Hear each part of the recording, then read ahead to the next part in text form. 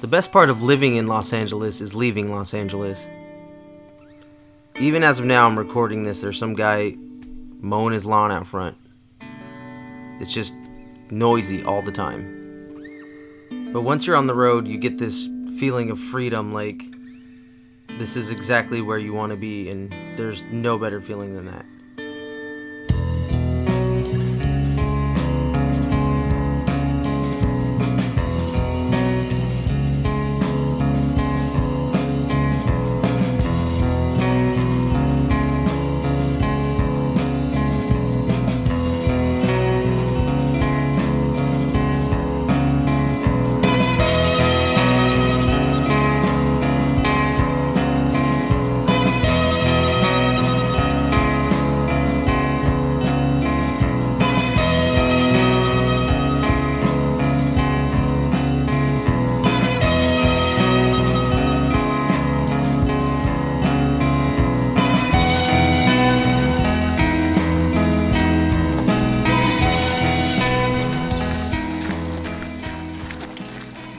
There are some people who say that the journey is more important than the destination.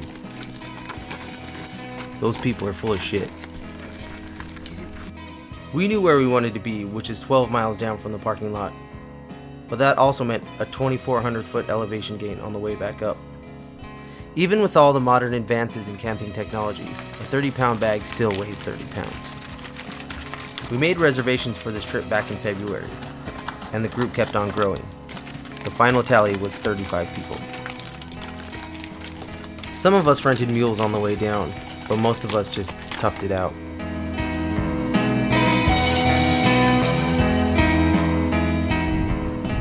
Our giant group broke up very quickly, as you can imagine.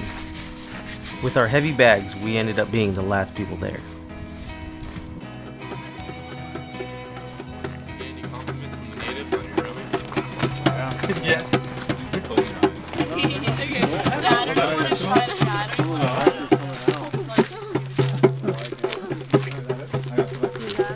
I bet somebody thought they were hilarious putting up the sign, because we still had another hour to go.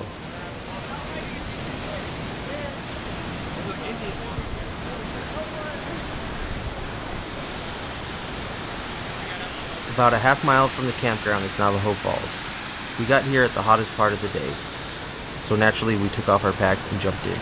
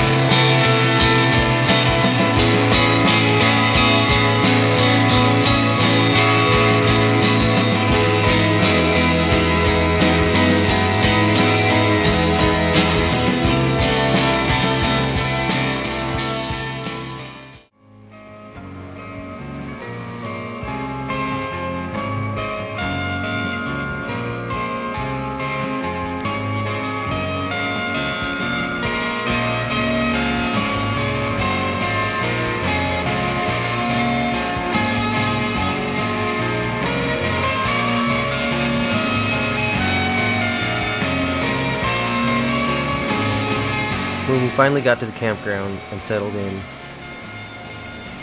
we realized that we had a lot of time to kill. And what's the best way to kill time while camping? drink 1,000 beers.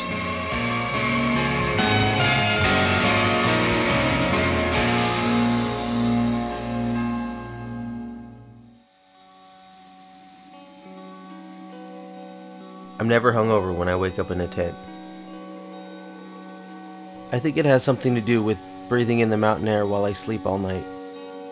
Or maybe I am, but it's too beautiful outside for me to care. After breakfast, we rallied up the crew to head down to Beaver Falls. It's 2.5 miles from our campground, and we were told that it was a pretty straightforward hike. On the way to Beaver, we passed Mooney Falls. The trail down and around Mooney Falls goes through a set of tunnels. Then it leads to a series of ladders and chains. At 196 feet, Mooney Falls stands even taller than Niagara Falls. The defining word for this descent would be sketchy as hell.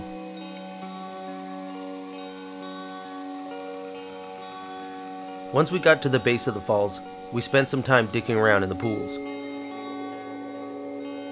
While beautiful to look at, we didn't come here to stare at water dropping. We came here to jump.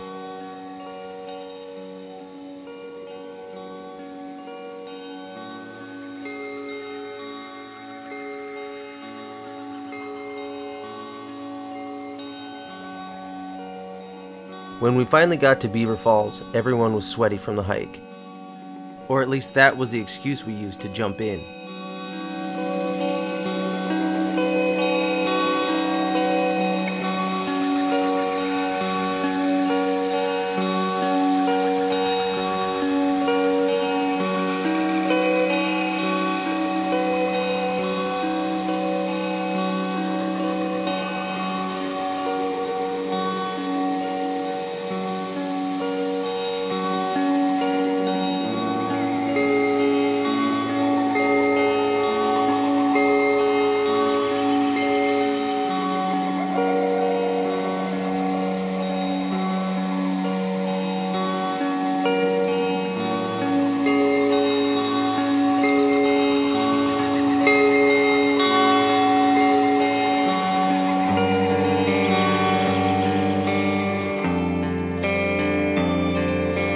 On the last day, we planned to jump Havasupai Falls.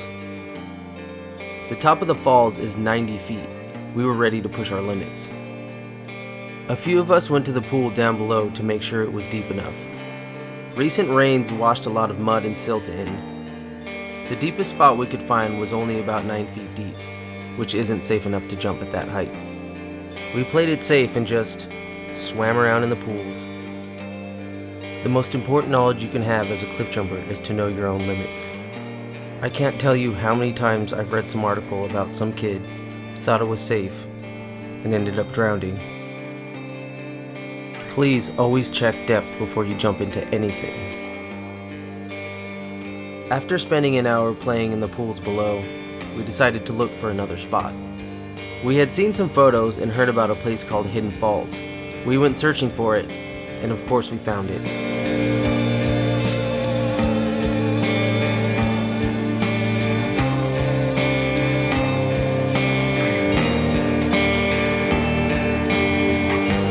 The water was deep, the cliffs were high. We had found our paradise.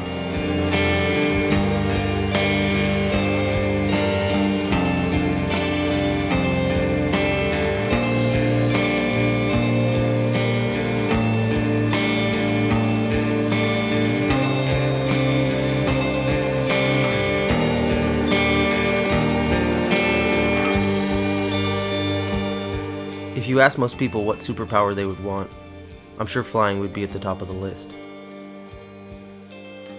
For me, I wish I could just hold my breath forever. There's just something about jumping off of cliffs. It's sort of that push and pull between gravity and weightlessness. You get a chance to fly for a couple seconds, like a dream, but then you hit the water and wake up. You're brought back to reality. And then you wonder, do I really just want to go on dreaming forever?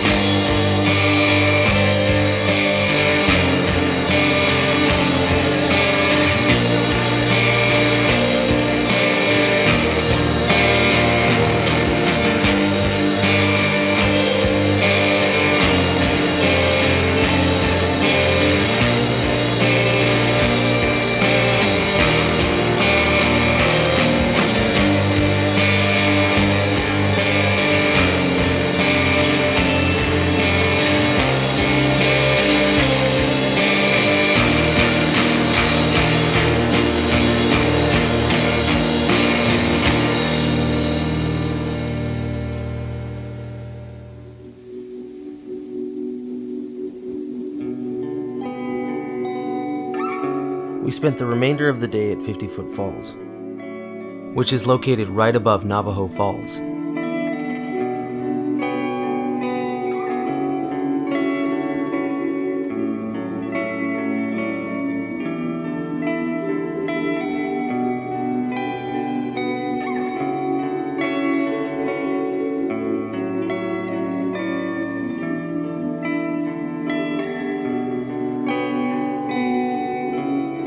There's a secret cave behind the falls where we practice our shamanic medicine.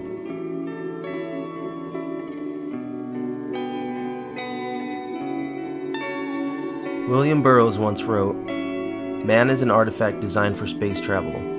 He is not designed to remain in his present biological state any more than a tadpole is designed to remain a tadpole."